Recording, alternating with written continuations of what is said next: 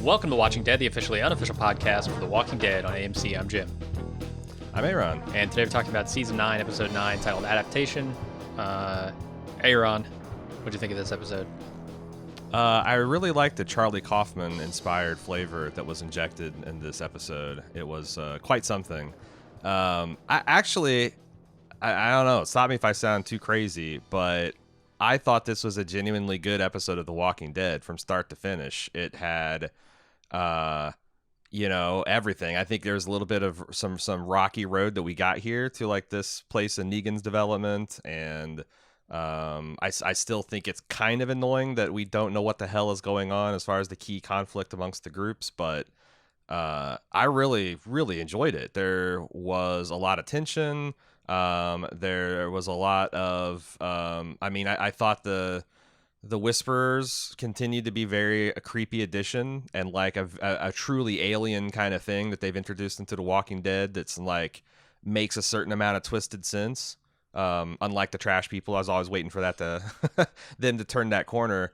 But yeah, they're doing a pretty good job at integrating the new folks. I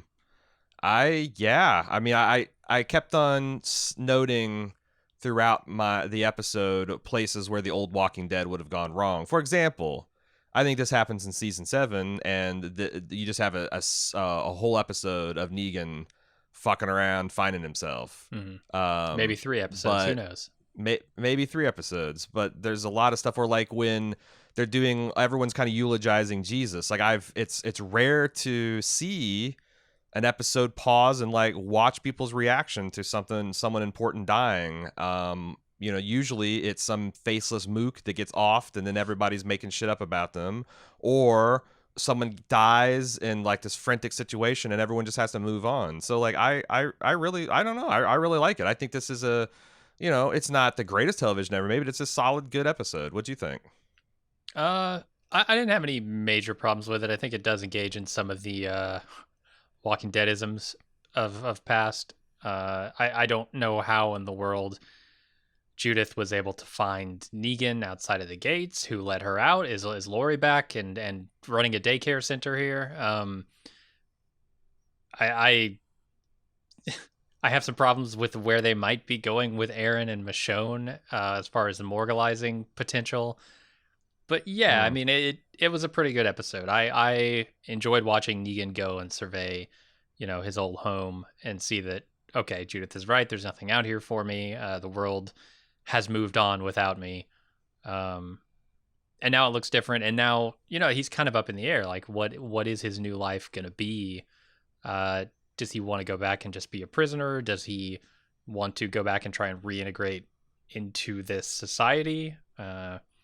And that's going to be a long road, obviously. But yeah, it's got some good stuff that it's doing, along with maybe a couple of Walking Dead ingredients in the mix that aren't quite as tasty. Yeah, no, I'm really excited to see what they do with Negan. Like, are they going to do some kind of like work release program? Yeah, where he can go out under and he's under like light guard, and he can cultivate tomatoes and do physical labor and help the community, and then he goes back and gets tucked into the prison at night, and then how long does that last until he gets potentially paroled for good behavior? I mean, these are like super exciting questions. And how will anyone trust him? Yeah, and I'm also interested in seeing like the different ways that kids are growing up. Like, they showed the kind of callow, protected youth of Hilltop. You see a fucked up way to grow up in this Lydia, whisperer woman, if she's even telling the truth. You've got Henry, who is a good and virtuous and strong person, but he's just wretchedly naive. And then you've got Judith. I think all this stuff is inherently interesting, and they're not like constantly making me slap my head and think that how stupid things are. In fact, there's a little, it's like I thought it was interesting where Michonne's like, hey, I got to get, and at first you think this is just like, well, I've overstayed my welcome. This is just Hilltop awkwardness. And like people kind of raise their eyebrows. And then she says, no, I just, Alexandria has to be warned about this new startling development among zombies. And everybody's like, oh, okay, yeah, that makes sense, because it fucking does. She would be remiss if she didn't go back to her community and say, hey, there are intelligent, quote unquote, zombies. Hear me out. Because the way you handle those is got to be different than the way you handle a standard herd of walkers, as we saw in this episode and previous episodes. So I'm excited to see what ends up happening here. And I'm genuinely looking forward to next week's episode. I mean, if next week's episode is the community fair, I'm genuinely looking forward to it because there's some great developments on that front here. Like I can't even wait for this fair, and I know it won't be next week; it'll be the end of the season. But we're not going to get the 2-man band if it's next week, because they got true. waylaid by whisperers. Yeah, we got to get Symphony of Awesome in there. Well, see, there's the key. Symphony. You just bring all the whisperers on board. They just need a hobby. Okay, yeah, get them in a choir. You get what's a big band? Wasn't like Chumbawamba had 30 people in it? Like you get a Chumbawamba style. Sure. That's about the caliber I think we can expect of the Renaissance Fair. They wouldn't even have to change their costumes. Just take off the zombie mask, come as you are, do some tub thumping. That's not Chumbawamba. Come as you are is different band. Okay, let's get into the recap. We start off with Aaron putting Jesus down for good as they all make their way out of the graveyard. This kind of picks up exactly where we left off last episode. And then completely competent headband bow girl saves Michonne's life. There's not a lot to this scene, but Jesus is definitely dead. It's funny because when they showed his face and it looked like there was some blood trickling still out of his chest wound, and there was all this lightning thundering, and I kept on going back to the Frankenstein, he's alive. I'm like, oh my God, he is. He's going to be wide open with this if not. And then Aaron pikes him, and I'm like, no, he's actually dead, which again, progress of The Walking Dead. Mm-hmm. And then I thought they're going to leave Jesus, which I thought was pretty brutal, but no, they pick him up and go. But I also what do you call it? So what are we going to call these guys? The Whisperers, I guess. I mean, that's what they're called in the graphic novels. I was trying to avoid using that name because I don't know. It's the accurate label for them. They haven't there's said whispering. It. Yeah, they're zombies. They're whispering. In fact, I wonder in universe, because again I haven't read the comics. I wonder if that's what the Whisperers call themselves, or if that was kind of like the Walker label. That they're what do you call them? They're whispering walkers. They're whisperers. Yeah, I haven't read the comic books for that part of the story either, so I don't know if that's just a colloquialism among the survivors, or if they call themselves that, but. But I wondered when this guy was at the front of the Walker pack and he kind of slyly unlocks the gate, which I thought was pretty cool and creepy. But it made me think of all the scenes we've seen of zombies on the front line, beating down a door or whatever, and there's 100 zombies behind him. They're pushing. We've always said that's actually surprising a lot of force. And in real humans, it's dangerous to be up front. You ever seen one of those horrific videos of a structure fire and there's too many people in for the exits and they get crushed up against the doors? You literally get crushed to death. I wonder how many Whisperers have died because they accidentally, it's I'm going to get up here and lead the zombies to, oh, wait, I can't. Oh, there's no lock here. Oh, and then they just become real walkers. Yeah. Can you imagine that? You kill a walker and it's wearing a walker skin as a mask. What must you think? They're evolving. Wear each other's skin. Ugh. Yeah, they have adaptations. It is weird because I just can't wait to get more insights into the culture and the religious practice of these. Because what Lydia has said in this episode is pretty batshit, you know. But makes a certain kind of sense. So I just wonder are they philosophical about. Because if you fuck up, go and scratch your nose the wrong way, or you imagine if you stub your toe on a rock and you're like, God damn it, and then the herd just turns on you, tears you apart. Yeah. Where's they protect us, we protect them there. I'm very curious to see if any of that stuff is addressed, or we're just getting to know more about this culture. Yeah, I'm interested to see where they take these characters, because the potential I see here, and the potential they're kind of hinting at, is the ability to round up a whole bunch of walkers and turn them into a herd. And you can see with an intelligent force behind that, how the walker herds could get truly enormous, and could Hmm. be truly devastating to communities. So I Yeah, you wonder can if there's use going to be them some to. grand battle, like we saw at the prison, right, with tanks and stuff. Except this time Yeah. it's all herd. Yeah, and the herd can do feints and counterattacks and pincher maneuvers and Hmm. outflank you. Like it's potentially terrifying. It's like necromancy, you know? Yeah, in a way, for sure. It's like some armies of the dead action going on here. All right, then we go to Negan celebrating his newfound freedom by eating a tomato from the Alexandria Gardens. He goes into Michonne's. That's a Carl Dream tomato that he's eating. I Really? mean the symbolism is rich. Yeah, remember we talked about that Uh, Rick's the Carl's dream tomato getting crushed beneath someone's foot in the earlier episode. This mm. is Negan eating, partaking of Carl's dream tomatoes, and I don't know. I don't know where the symbolism is there, but they look juicy. So he goes into Michonne's house, disguises himself, apparently waits for daylight, I guess. I don't know. He goes in darkness, he comes out in daylight and tries to hop the fence. Judith catches him, gives him a speech at gunpoint about why she should let him go, and she lets him go when he promises not to hurt anyone. And she also lets him keep the compass that he stole. Yeah, I thought this is a lot of good stuff here. Like he breaks into the Grimes house. He's wearing Rick's signature outfit, the jeans and the tan shirt. Yeah. He and you can tell he's doing it kind of like in a sense of irony or even cruelty, but then like his heart's just never in it. Like when he sees Judith's picture and sees like all the Grimes family and my family will always be there. He just like every bit of this episode tells you the story of a man who realizes that this just isn't the path for him, Mm-hmm. but he's got to see for himself, because also he thinks he also realizes his 10 by 10 cell is not a life for him either. What? So I know that you have a problem with Judith being too big for her britches. Mm-hmm. This gun way too big for anyone's britches.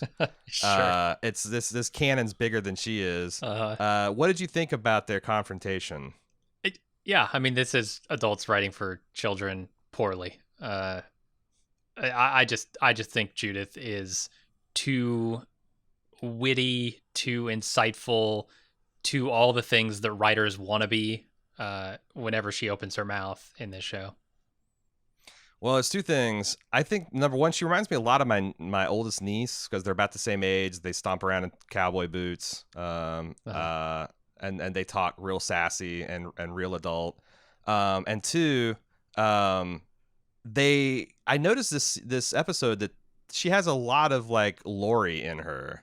I thought the way they cast her, where she just really looks and even kind of sounds a little bit uh, like the dearly departed burrito fest throwing Lori, and I enjoyed that how bit of would that? casting. Hmm. How would she get any of Lori's qualities? Like, Why? I, What do you I get mean? that. She's half Lori, Well, yeah. I mean, for sure. But also, she's never known her mother. Like, Oh, I don't know. Do you think, man, it's nature versus nurture, right? mhm. I think there's plus she was raised by people who knew Lori, and I wonder how many times she's heard from her dad Was and she? from How? Michonne that Like, her that's dad is true. literally the only one who knew Lori. I think. No, Uh, Michonne did. Like Michonne was Lori didn't die till the prison season, and Michonne was with them since the second half of season 2 yeah. Guess she knew her for a little bit. for a little But bit. Yeah. Michonne's very different. I don't know. It strikes me as a little odd that she would know, that she would act like her mother based on any kind of stuff we've seen in the show. But yeah, Yeah. maybe it's the nature thing. Maybe, you Yeah. get the genes. You get the genes that don't litter behind the wheel of a car. That's all I know. Just put your hand on that python, and like all the ancestral knowledge of the Grimes family flows into her Uh, like some kind of magic sword.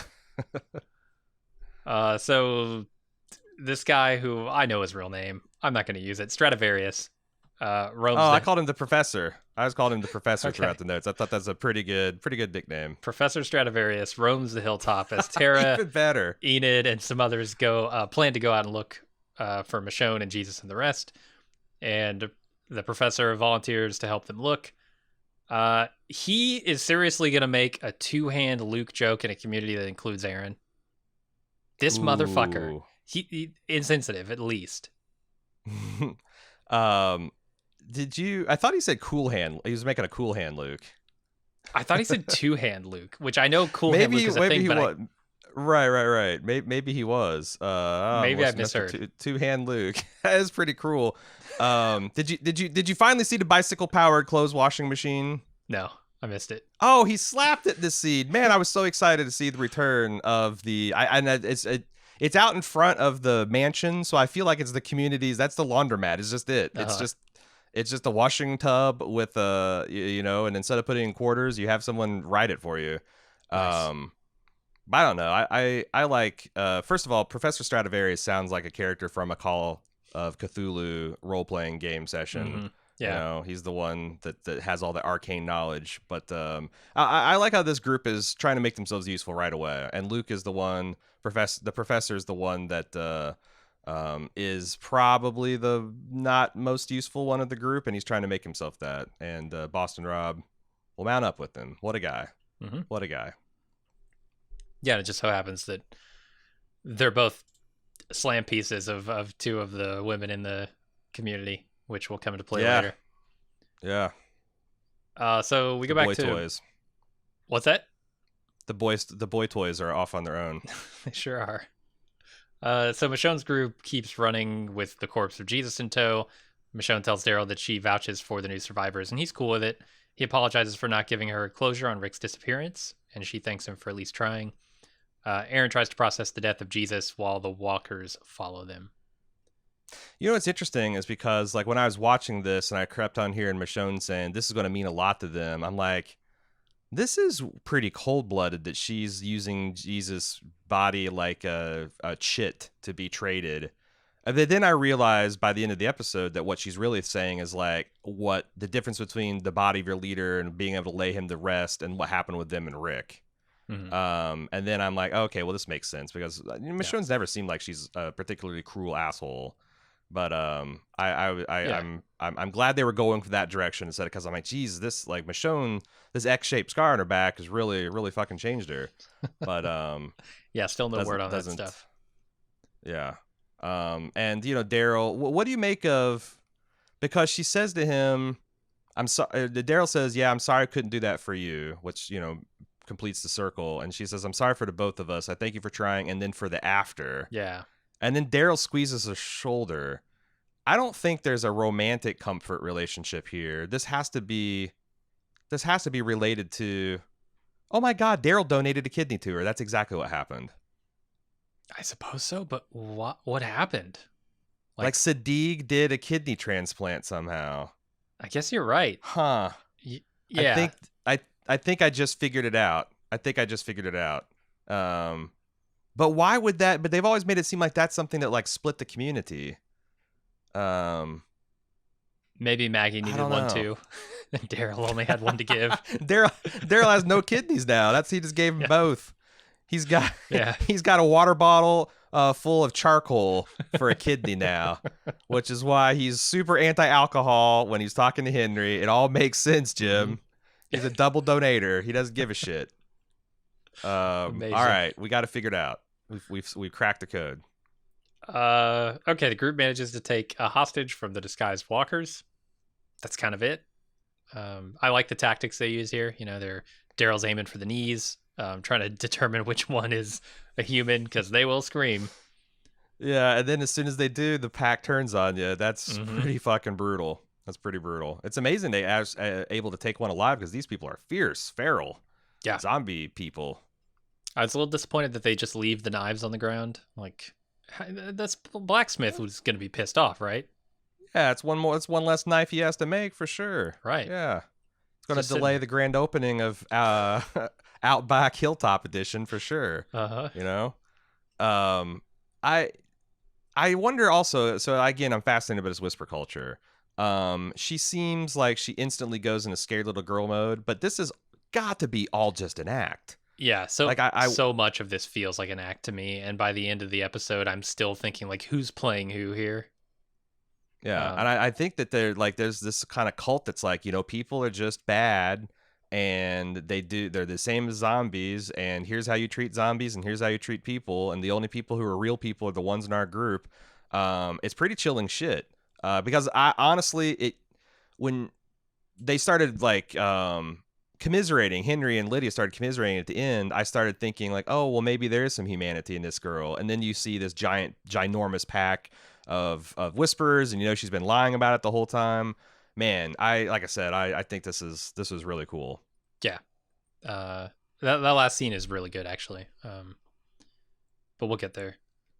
Mm-hmm. So Negan relishes the fresh air of freedom, and he slays a couple walkers. He also drinks some really bad stream water and gets sick. 2 vomits this episode. Mm-hmm. Not a fan, but okay. I get it. Yeah, on-screen vomiting, like I guess that's my killing dogs. Like Yeah. I know I've seen worse, but like boy, every single time. I mean, You don't Thewlis, is it David Thewlis from Fargo season 2? Yes, where yes. he's vomiting in the toilets, and they full on show it. It's terrible. Yeah, and his teeth, and that's what I was thinking. Mm-hmm. Is like like no one also like takes a swig of water afterwards or nothing. Just like oh, I'm gonna just sit with this sick taste in my mouth. Yeah, Ugh. yeah. In this case, I don't know that you want to take a swig of water afterward. That's true if you're Negan, Yeah. Well, I mean, you can always like, is it like I've always wondered like if you were like dying of thirst or just really thirsty, you're not dying of thirst, and you're in the water and you see some water, can you like take a mouthful of that and just kind of hold it in your mouth, swish it around, spit it out? Like, do you get contamination just from that surface contact, or do you have to actually swallow it? Because I feel like there is like this kind of like a little bit of like refreshment you get from just swishing your mouth with some cool water that maybe you don't have to gulp it down. But I'm also, I guess, a little surprised that people this long in the zombie apocalypse haven't gotten, a little bit more resistance to those internal parasites. Yeah. Because we're certainly capable of drinking water like that. It's just our bodies aren't used to it because we grew up on chlorinated and fluorinated water. So I wonder, they must be using rain collection systems in the communities, right? I don't know. Or they I mean, it's fairly easy to like. You can build like big scale filtration systems. Yeah, that too. I've seen like small scale, like the ones where it's like you filter it through like sand and shit, and then. But I guess maybe they boil it. I don't know. It's interesting. Yeah, I These haven't really taken note of their water purification or collection systems. That's what I'm saying. I wish this was a bit more like Star Trek, where like every week there was a new little gadget and they do a brief explanation of it and it would be useful in an episode. Like I think Walking Dead could do that. Like, hey, look at this bicycle powered washing machine. We just give it a little demonstration, and Maggie or Jesus can be like, hey, good work there, Hank. We're gonna increase our laundry efficiency by 50%. I really appreciate it. Give him an attaboy. And yeah, like I need more of that. Yeah. You're looking ripe. How about you get on this thing? I probably still wouldn't notice the washing machine, honestly, even if they did that. See, there's 2 different audiences. I want the technology. You just want the hard-hitting zombie action. Oh, yeah. I like this crispy walker, speaking of hard-hitting zombie action. This one that's been pretty obviously superficially burned. I don't know how this works, because we've talked about, in the past how people die and they don't become walkers in the sun inside of a locked car. And yet someone who is set on fire, obviously, turns into a walker. Yeah, and like I thought that we've also been established that walkers like exposed to like if you catch a zombie on fire, they can walk around or whatever. But like an sustained inferno rather just boils their brain. So these people were charcoal. Yeah. Yeah, like breaking off and shit. I don't know how that works, but it's a really cool gruesome shot. So absolutely. I guess we'll let it. Maybe that's the real evolution adaptation. Zombies have just slowly developed a heat resistance somehow, even though they don't reproduce. Sure. Yeah. You could probably use some of that. Maybe like grind up some zombies and stick them in the walls of your house for insulation. That'd probably be pretty good. Yeah.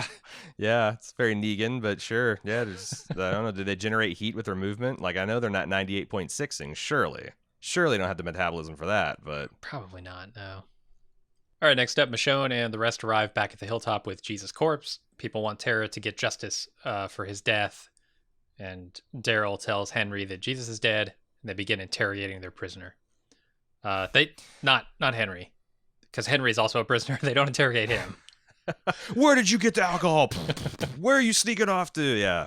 He's Daryl's going to go to work on him after he gets done with Lydia here, if that is her real name, which it almost certainly is not. When they get back, I can't help but think what a bad trade they've made, and this is a pattern that I see repeating. Them losing a member outside of the gates, sending a search party, and coming back weaker than they were before. Like, you just traded a Jesus for a Eugene.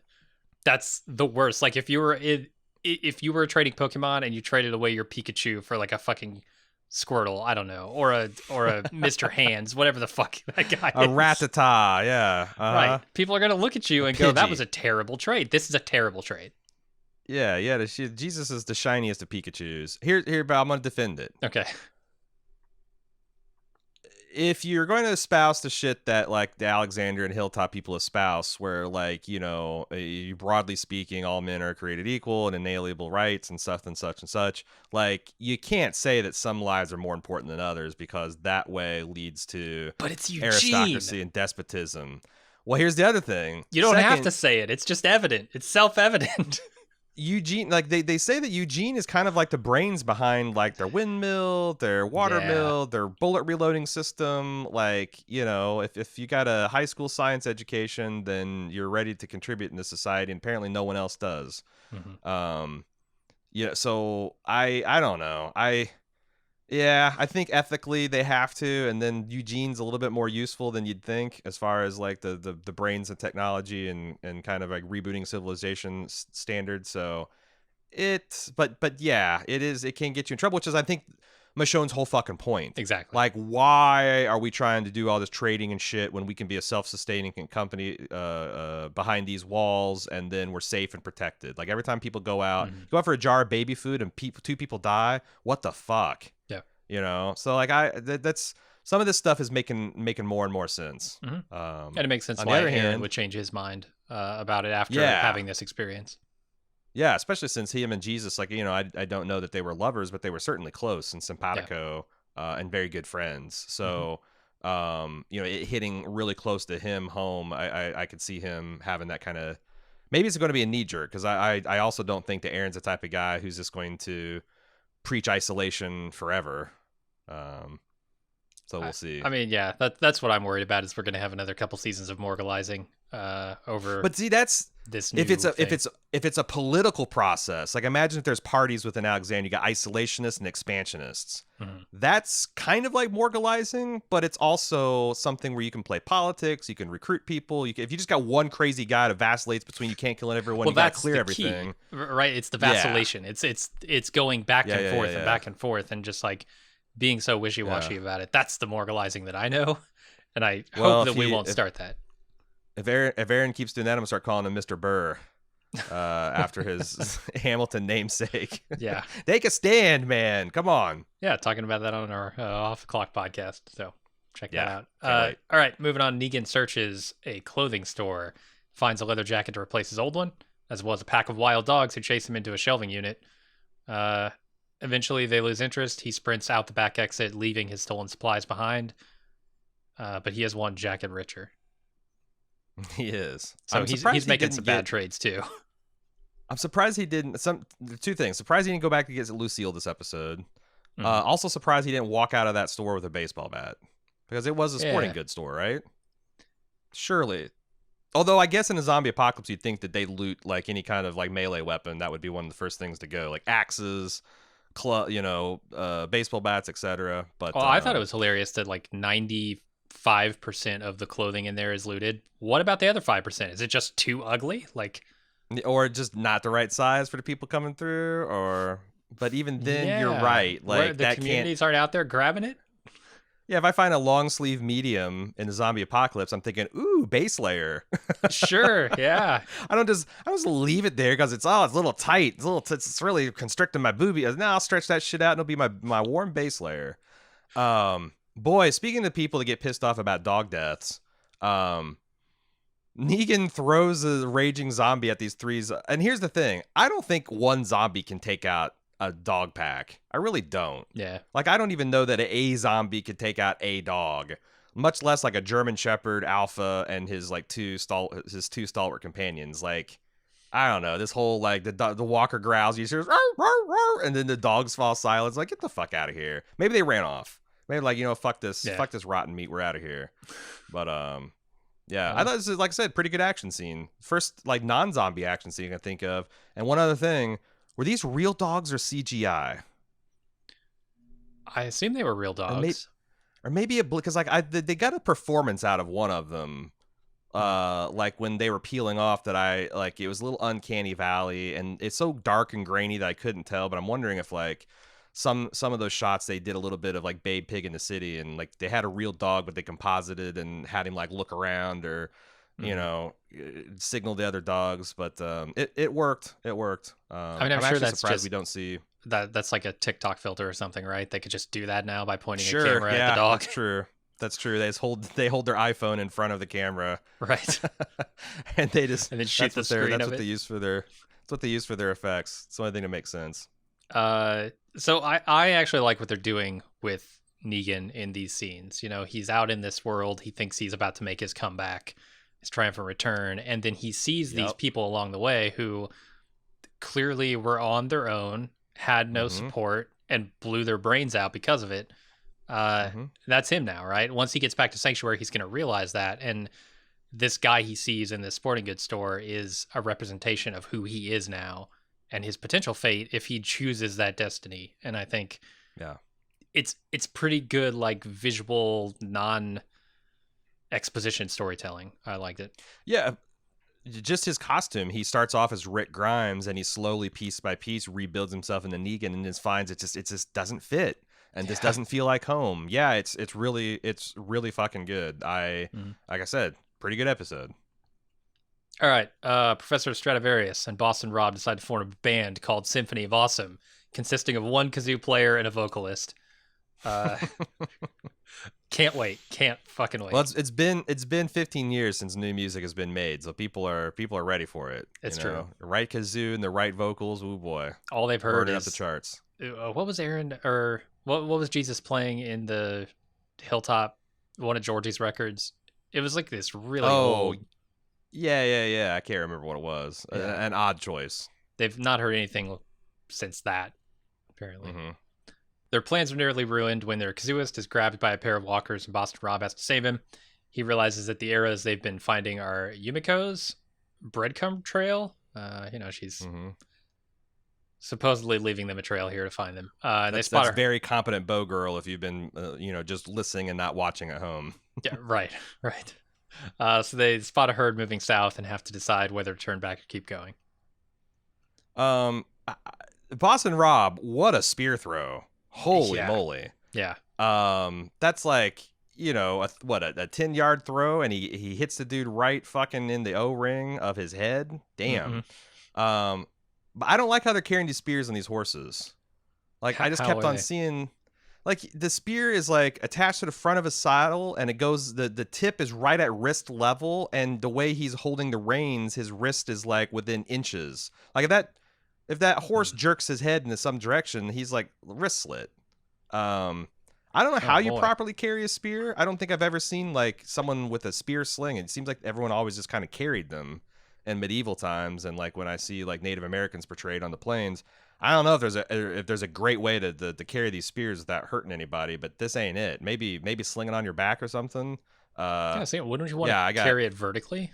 Like, That's what they, yeah, but like, but maybe cover the spearhead so it's not like sharp right there in your face. But it gave me a lot of flashbacks to like, there's a scene where in like the season 3 or 4 where Glenn was riding shotgun with a shotgun, and he had the shotgun between his legs and kind of pointed at his head, and they're going down a bumpy road, and I'm like, well, this is just a recipe for disaster. yeah, Same thing, not quite as explosive, but same thing, same energy. sure. So then there's a pact made here where Boston Rob is going to sing at the fair if they find more arrows, and they do find more arrows. I do like that he's got the professor here's got the subdued kind of Jack Black energy from School of Rock. It's Okay. like Yeah. Jack Black from School of Rock on half a Valium or something. Uh-huh. You know, he's a little bit mellow, a little lower energy, but he's got that same kind of vibe to him. For sure. So then the interrogation team manages to get absolutely nothing out of their prisoner. Afterward, Michonne says she's leaving first thing tomorrow, and Tara says the new survivors can stay in Hilltop. Also, Daryl promises to get the prisoner to talk. It's really, and I kind of like how they show, like, it's impossible to get good information if you're just interrogating one person, because the proper way to interrogate people is to separate them and then question them individually, compare their stories, see where the inconsistencies are, use those to figure out the truth. But if you just got one person, like, even if you quote unquote break them through torture or deprivation or whatever, how the fuck do you know that that was the authentic break and that they gave you real information? And this episode kind of highlights that. And like I said, I don't think the answers have been any better if she tortured him, or he tortured, because he just doesn't know. He's got no baseline to know. And also, like, Michonne's like, why is this my is Michonne or Tara says this? I think it's Michonne. He's like, why is it my responsibility to do this? She says, well, you're just a good judge of character. I feel like that kind of gets blown up too in this episode. Although I guess Daryl doesn't really trust her. He just kind of like stops for the day. Seems like it takes a break. Yeah, I think he's going to get the record player and a copy of Easy Street, and he's going to go to town on her. That might do it. Yeah, that might do it. Of course, it didn't work on him, but yeah, maybe she's not made of as strong as stuff. But I like that them leaning tough on her was not immediately a font of accurate information. Yeah. So then the doctor resets Eugene's knee. Eugene, worried that he might never get to say his piece if he doesn't do it now. Also probably realizing he's holding a pretty strong pity card at the moment, decides to make a play for Rosita. She does not stick around to hear it, though, leaving mid-sentence to vomit in the street, which, before I found out the real reason, I was like, yeah, that seems right. No, it's really funny. And what Eugene must think, too, before... Because he can hear her retching in the street, right? They make that clear. Yeah. Yeah. Oh, yeah. Yeah, he has to. If he hears this whispered conversation between her and Sadiq, where she's like, look, I've literally slept with everyone but Eugene, and we can't let him know because it'll break his heart like it broke his knee. What the hell, Eugene? Why? She's with Gabriel. This is, I mean, I guess shoot your shot, tell someone how you feel, but come on. Yeah, I mean, it's better than what he's been doing. That's true. But there was never a chance there. There was never a chance. Come on. The putting the knee back in the socket was pretty gruesome. That was a lot of disgusting Foley that they were doing to crunch that thing back into place. Yeah. I think he might need more than 3 weeks of compression to be good as new. I don't know. I'm telling you, out of socket stuff is not as bad as it sounds. Huh. It's painful. I just feel like like the ligaments would have to have stretched, maybe even torn, and you can get the thing into place, but like everything around it, I don't know. I'm not a doctor, and you know what? Sadiq is, so I'll just listen to him. Sure. I'm sure all the writers who worked on Sadiq's dialogue are also doctors. So she had an existing just fucking fuck buddy, friends with benefits relationship with Sadiq before Gabriel. Do you think Gabriel have a problem with this? I mean, is Gabriel going to have a problem that she was fucking Abraham? Like, it's before, right? Well, that was years ago. I mean, I don't know. It just depends. I'm trying to gauge, because Gabriel is a little stuffy and old-fashioned in a certain way. Let's just say I don't think he has any right to be upset about it. Oh, I agree, but I'm just and I hope they don't, because I've kind of sort of liked Gabriel, and that's like a very new thing for me. Like, I got a couple years of distance from his character, and I came back and I'm like, oh, okay, he's kind of cool. But yeah, if he starts that kind of jealous, I mean, fuck, Rick didn't even treat Shane like that. So yeah, what are you gonna do? He fathered all of his kids, so okay. Yeah, so we didn't talk about this, but she says, she's pregnant and it's Sadiq's baby. And also Eugene hears that through the an open window. It didn't really look open, but he heard it through the window. That might be a key of why Eugene's taking the shot, because it implies that this relationship with Gabriel is very new. Probably less than 2 months. So it's not maybe, and if Rosita has these string of flings that she does, no strings attached relationships, maybe Eugene thinks he can get, hey, I'm going to make an emotional bid for the next one. So maybe it's not as goofy as I thought. I mean, it seemed ridiculous to me. This whole thing. He's punching way outside his weight class for sure, but Well, that I just happens. mean as far as like the show perspective, like they've set up a love square. Like the love triangle wasn't enough. They Yeah. needed a fourth in the mix. Uh-huh. And one Uh-huh. of them is pregnant with a former lover's baby. And like, this is very, very soap opera. Uh, Well, yeah. I wonder, I don't know. like these are essentially medieval villages, right? And that Mhm. was kind of like everyone does have to kind of match up or stay alone forever. I don't know. Maybe they'll. Yeah. I don't know. Eugene's a lot. Eugene's a lot to put up with for anybody. Or if you're the 36-year-old Boston Rob, you can just hook up with the girl who just turned like 16 or whatever. Sure. Yeah. You Right. got to wait until they grow into it, I guess. Ugh. Uh, okay, let's move on to digging Jesus' grave. Henry's breathing some free air, but he's got to go back into a cell for another night. And he apologizes for his stupid actions and wonders aloud who he is in this community. I Yeah. really, really love the line from Daryl where Henry asks, "Does alcohol always make you feel this bad?" And Daryl says, "No, but acting stupid does." Mm-hmm. Yeah, you can drink alcohol and not feel like a wreck in the morning, but if you drink a stupid amount of alcohol, yeah, yeah. And then do Even if you stupid avoid doing things. stupid, even if you avoid doing stupid things, you're still going to Yeah, have a hellacious hangover. So, that's true. good. Yeah, Daryl's preaching moderation. Of course, he would have to. The man with 0 kidneys. Fair. Call But him an Dos endless number Equis of now. charcoal filled bottles, right? Like, Oh yeah, yeah. You can swap them out. sure. I assume They. that'd be easier than kidneys. A little more of a pain in the ass, but also Oh, that's more true. reliable. That's true. I just know they're efficient. You know. Yeah. I'm just wondering, like, it'd be funny to see just like little threaded tap come out. You can just screw on a new one, you know, when it Uh-huh. gets too clogged up with alcohol. I don't know what the hell Sure. how kidneys work. I mean, you can't tell me that they can build an entire mechanical hand, but they can't build a That's mechanical kidney for true. Daryl. That's true. That's Or true. I think I mean, Sadiq shit, could he do could have 8 anything. kidneys. Like, just how many bottles Yeah. can you strap to him, right? Well, that's or like every time someone dies in the hilltop, they just do a cross match DNA thing and like, hey, there's 2 kidneys up for grabs. Who needs them? It's Daryl. You know, Just the got a man gave 2 kidney kidneys. Let's collection. give him 6. Yeah, yeah, yeah. Sure, why not? But this Henry stuff. Do you want to talk any more about it, or Henry's just having a Nah, hard I think time figuring out who he is. yeah. I get that. You know, he had a very special role in the kingdom. He was the prince, right? Hmm. So in here to Hilltop, he ain't shit. And the kids now hate him, and the adults aren't sure about him, and he's trying to do his virtuous thing where, he blew up his relationship with the kids, but he's not going to snitch on them. So he's got to figure it out. And I really like the line later on with that Daryl delivers. Well, we'll wait I don't want to steal that scene's thunder. Okay. Then we go back to Negan, who makes it to the sanctuary to find it completely abandoned. He smashes a wall, finds nothing useful. There's a bike back there, which I think he gets later, including a walker named Big Richie. Big Richie. I feel like you could maybe have had a more identifiable sanctuary member than Big Richie, who I've It's never just the heard dregs of. left now. Yeah, I actually looked it up to see if this guy was someone that we should have recognized, but no.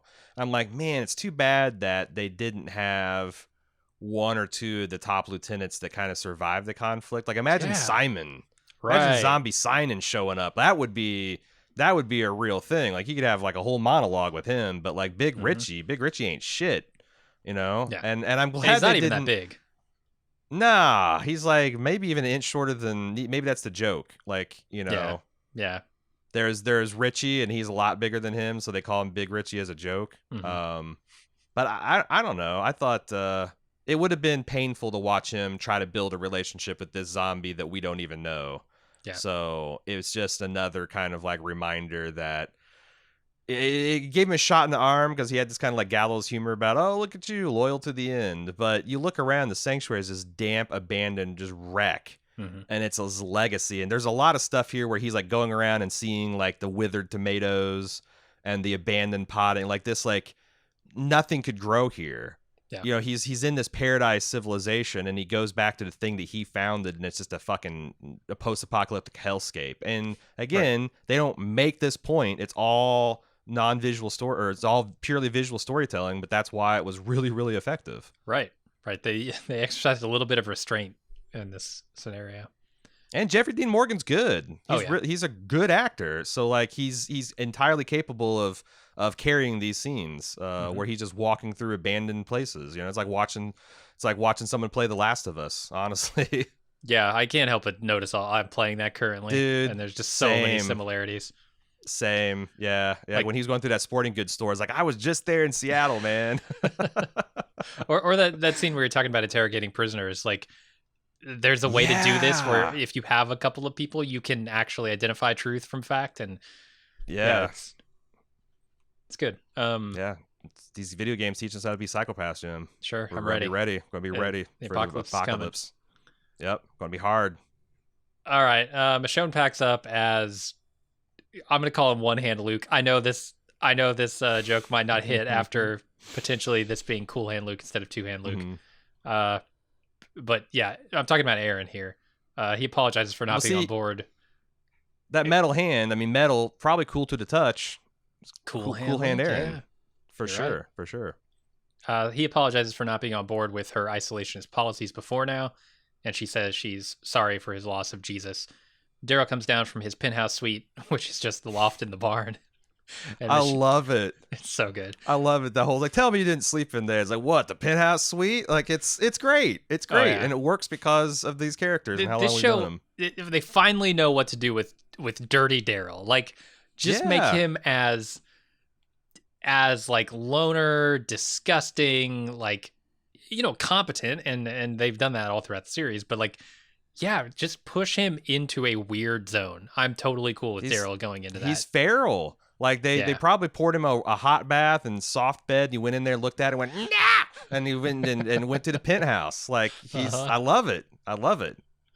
Michonne says she's worried that the search party hasn't returned yet, and encourages Daryl to resort to extreme tactics to get the information they need out of their prisoner.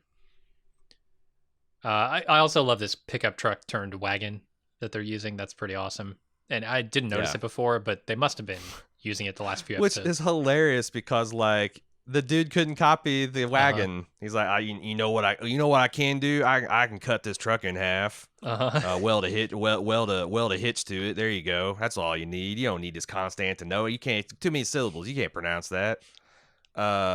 Truck wagon. That's what we want. It's like Chuck wagon, only truck. It's a truck wagon. This is the least competent. Like all he can make is wrought iron. Do you see the jail cell? It's just recycled wrought iron fencing. He can't even fucking be like cold rolled iron. He's got to go rot. Like he can't make a straight bar of steel. No, he can't do it. This blacksmith is he can barely do. He can barely manage hinges apparently. So like, this guy. If a real blacksmith ever shows up, he's going to be in trouble. Oh yeah. Or if Henry ever cracks a book, he's done. It's true. He's coming for you. So this is a scene where I was worried that they're going to start morgalizing over, integrating new survivors. Like Aaron's the new Michonne, Michonne's the new Aaron, and then Maggie's going to be back in another 2 seasons to start this whole process over again. Right. Just in time for Tara to die. And I hope that doesn't happen, but we'll see. It seems like they're doing a lot better job of avoiding those because there's so many places in the season where I've seen the exit ramp for them to go into the Walking Dead spiral, and they have refused to put on their turn signal and they kept on trucking down the highway. So I'm hopeful that's, and honestly, the pacing in which they've revealed this kind of whisperer plot I thought has been really effective too. So I'm hopeful. I'm really enjoying where we're at right now. I will say this crew under Angela Kang has definitely got a stronger grasp on the fundamentals of storytelling. Well, it's so funny because we just did this. Was it last? Yeah, it was last week. We did the Chaos on the Bridge. Is a documentary on the first 2 seasons of Next Generation, and like everyone remarks at how much better this third season and on is from the first 2 seasons. And apparently, it was a showrunner that just came on and said, you know what? Instead of just doing like, plot generated Planet of the Week, Monster of the Week bullshit, let's all focus it on the characters. Amazing. And I feel like Kang's doing the same thing. Like, what story are we wanting to tell about these characters? And how is the plot serving that? And it's just such a simple. It's just you gotta it's always about the characters. That's why we watch these shows. Yeah, absolutely. If we just want to watch stuff happen, we'd watch. How does this get made? We'd watch Nova Channel. We'd watch documentaries and stuff, but we want to see characters Mhm. interacting and prevailing, and this so far this season they've given us a healthy dose of that. And in between, the big high emotional moments for characters, you can also do the stuff that we were talking about, like how do they build this community? How do they Yeah, build a windmill? How, like, all those little things that can't support a show on their own can yeah. add flavor to the drama that the characters generate. Next up is Negan creating a living room in the abandoned sanctuary, then starts clearing the grounds of walkers, including Big Richie. Poor Big Richie. We barely knew you.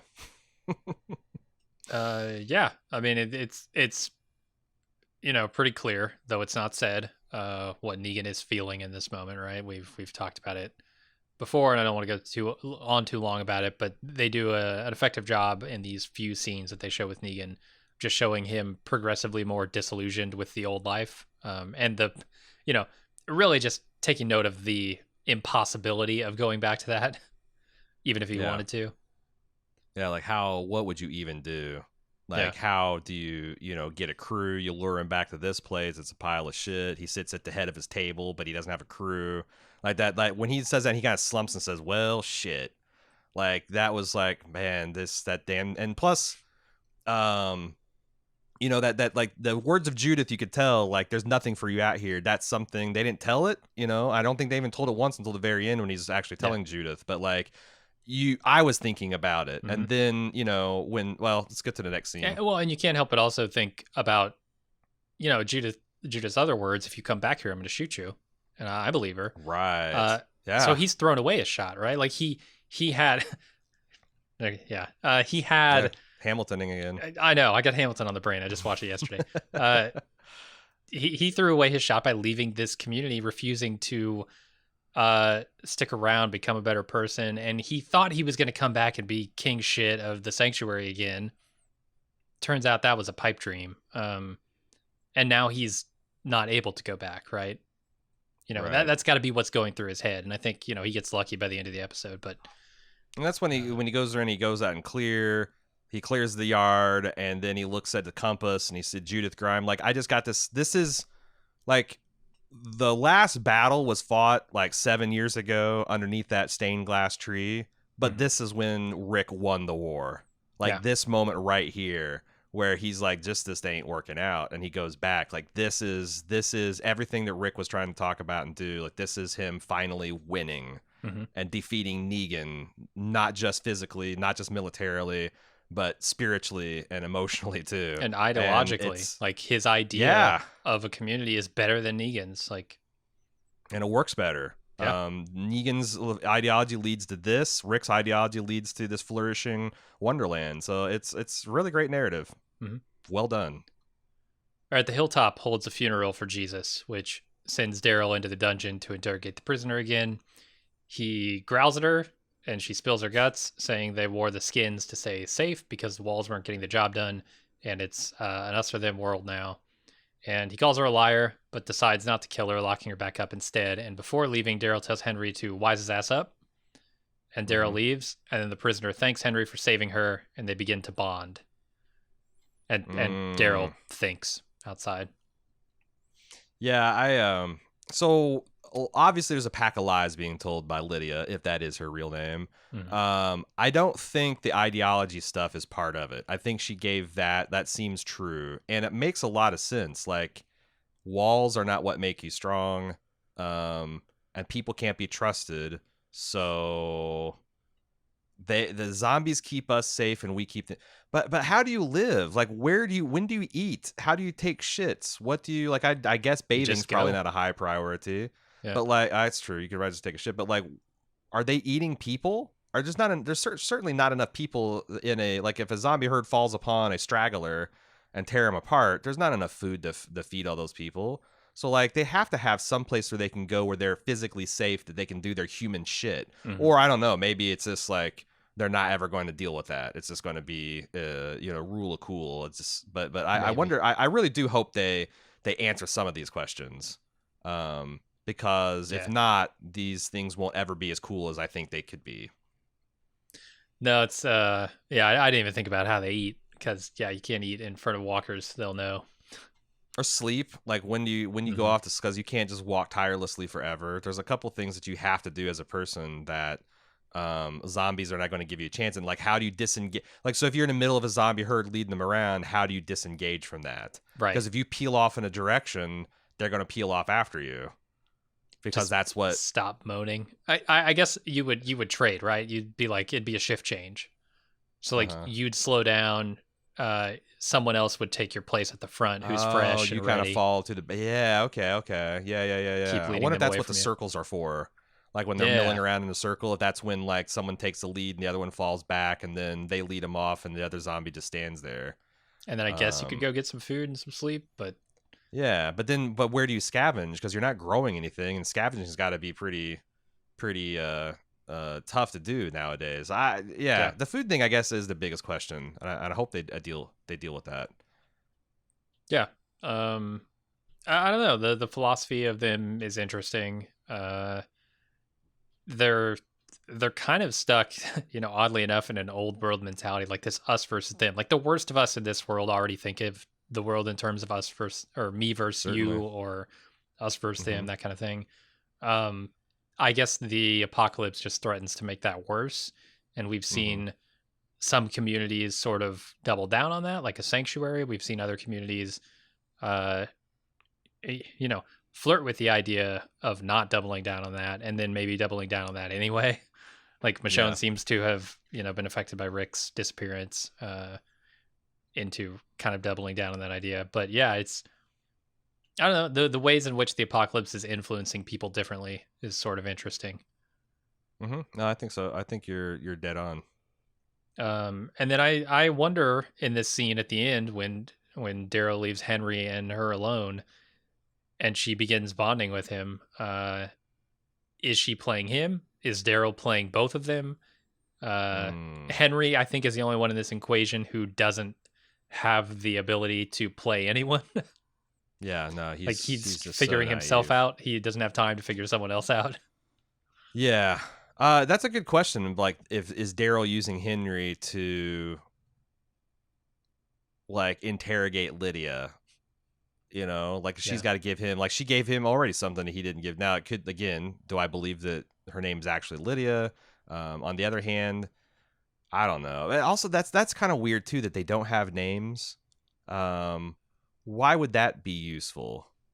In Like, it seems like having some kind of identifier that you could whisper to be like, "Hey, you, go left. I need a break." What do you do if there's Uh-huh. like 12 people here? Are you talking to me? No, the other person to your left. Like what?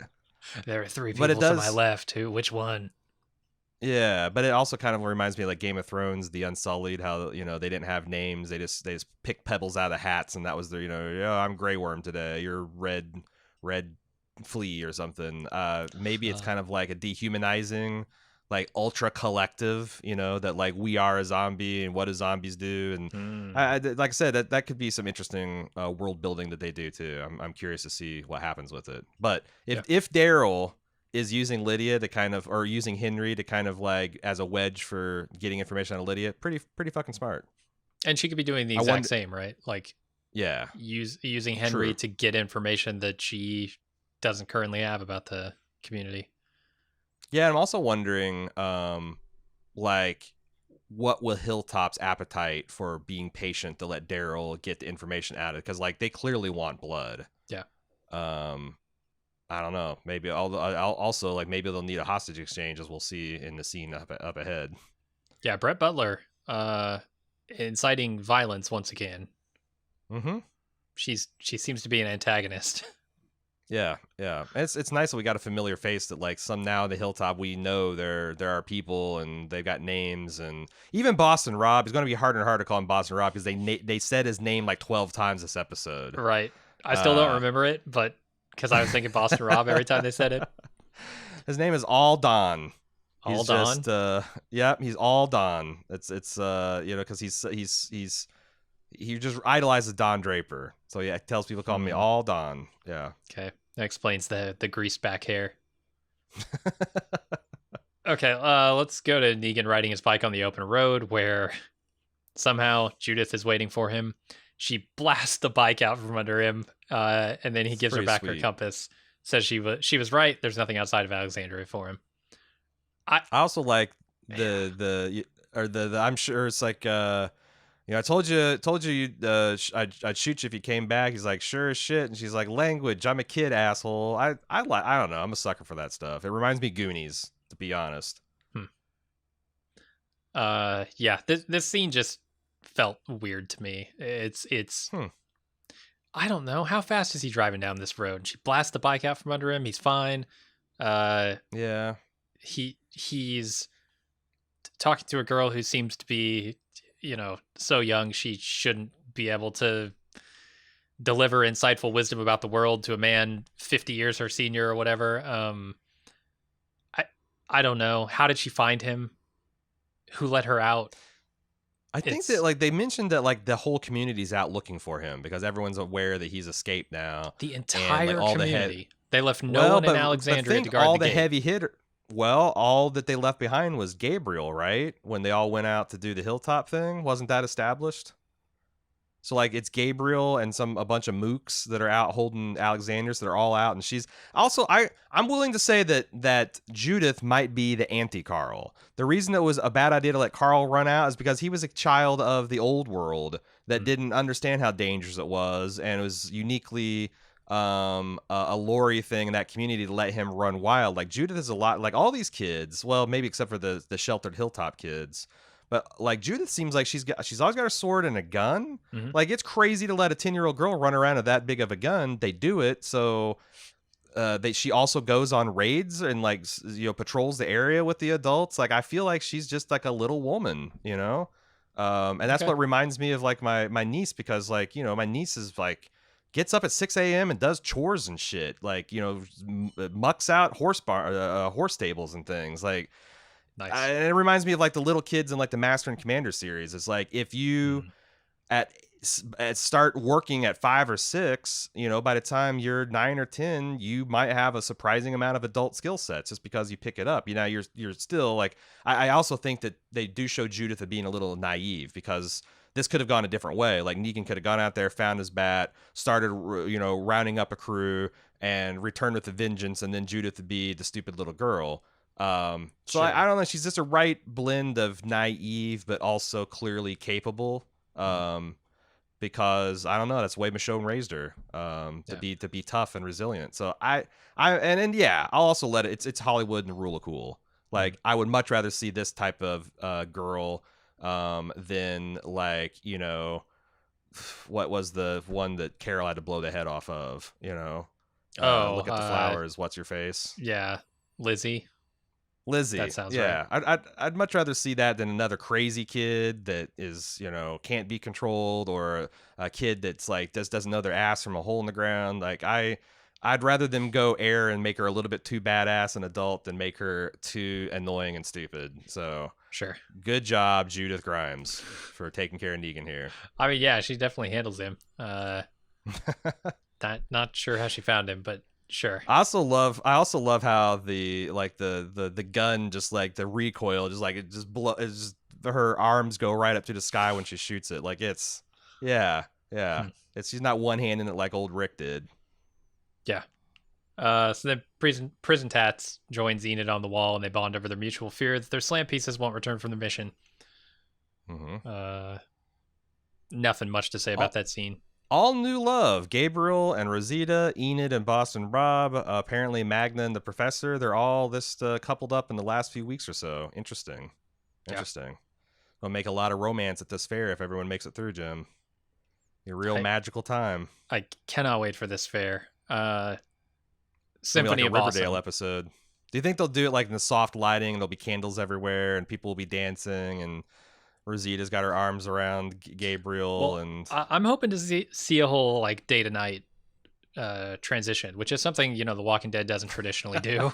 yeah, But yeah. I'd like There's to no see a dusk or fair that dawn. extends from the mid afternoon until the late evening, and we can get Should a rage for couple of days. yeah. You have the mellow stuff later at night, but you have the craziness during the Yeah, day. People are partying, yeah. and you got tournaments and Yeah, mock combat and wrestling matches and knife juggling, and then at night it's all about. Now I it's all guess about there, kazoos and I was going to Boston say, if it's Rob's all going to be a vocals. bunch of the Chumbawamba Kazoo harmony band, then that's not that's two of the romantic partners out there performing and not dancing. So They can do their I don't know. performance during the day. We can bring in the record player for the nighttime event.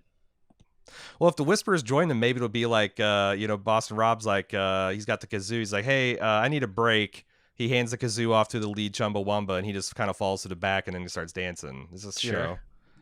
it's an eternal rager. You just go work it in shifts. The Yeah. Whispers will teach him that. I don't know. That's Whatever the they key, do, I just hope they have that's the fun with key it. party adaptation. That's the key party adaptation that you gotta do the rager in shifts, man. You Oh gotta yeah, just like as some people fall back, other people got to step up, keep it going. for sure. So the last scene is Symphony of Awesome surrounded by a group of intelligent walkers who have been luring them in with the arrows.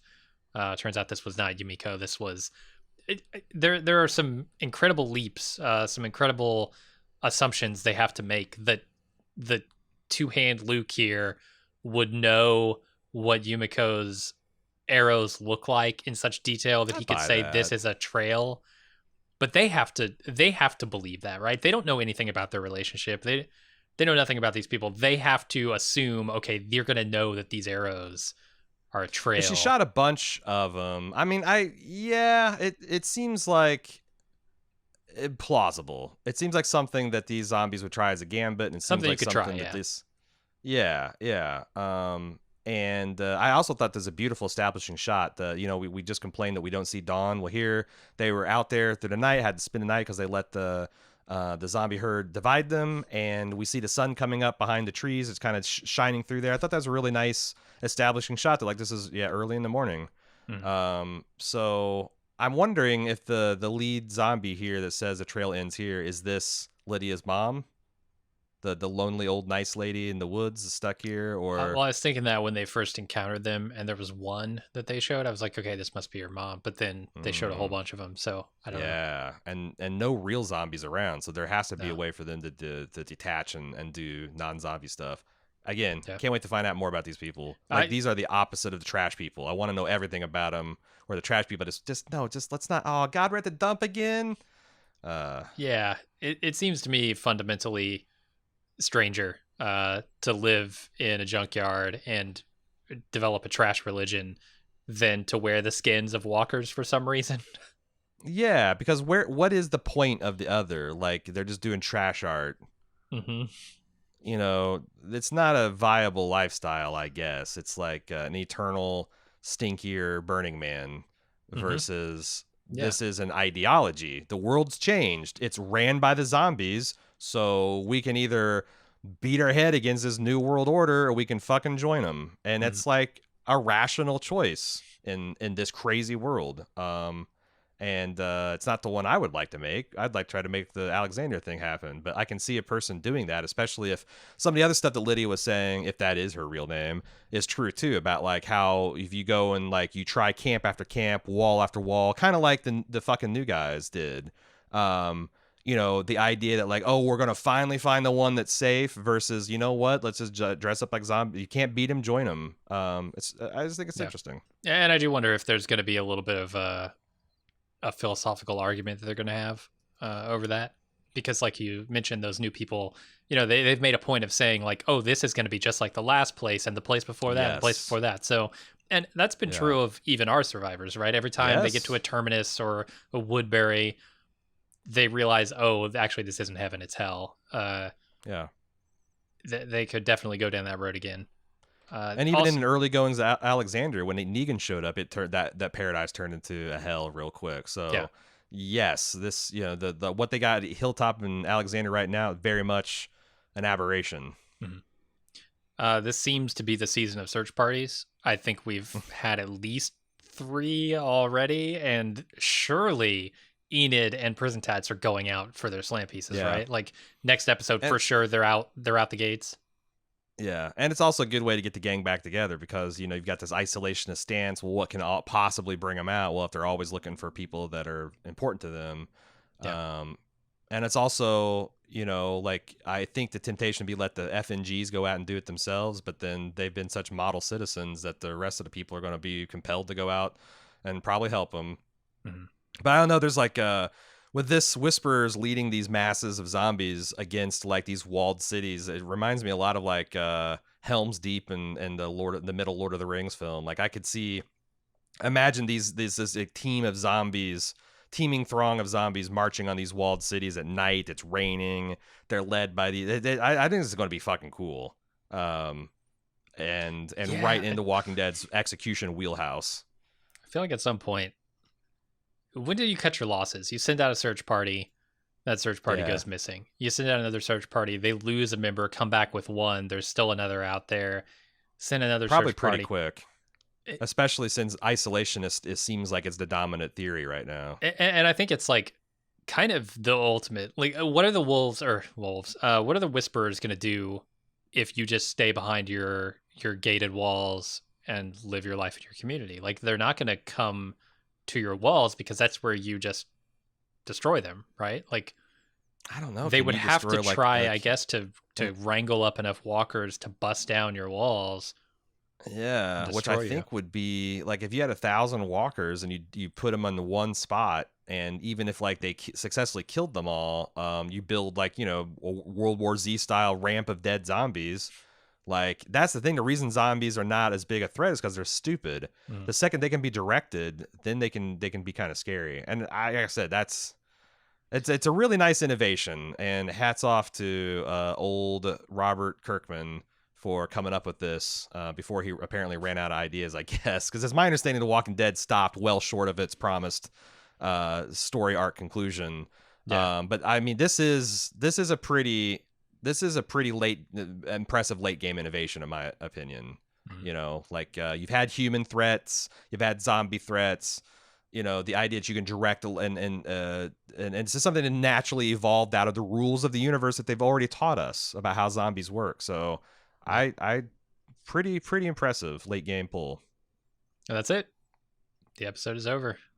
Yeah, that does wrap things up. If you walk to send feedback, you can do so at Walking Dead or Watching Dead at baldmove.com. Watching Dead at baldmove.com. You can also discuss the latest episode and your thoughts on it and our coverage overall at our forums at forums.baldmove.com. And of course, follow along everything we do at Bald Move on social media if you want to not miss the latest release and all the new stuff we're working on, because we're doing new stuff all the time, as we've alluded to, and throughout this here episode. Yeah, it feels good to be like honestly excited to watch the next episode of The Walking Dead. Mm. So I'm man, I might have to start watching these 2 or 3 times because Oh no. yeah. I'm really digging it, man. I couldn't bear to miss a bicycle powered washing machine because I'm taking notes or something. I I feel gotta like drink it all in. there's some correlation here between your renewed interest in The Walking Dead and the abject lack of television on right now. You might not be too far wrong. If you've been subsisting on stories that you've already watched many times before to get any kind of anything dramatically interesting and new with familiar characters, it's you might be onto something, Jim. You might be onto something. Could be. But we'll be back next week, and until then, I'm Aaron. And I'm Jim. See ya.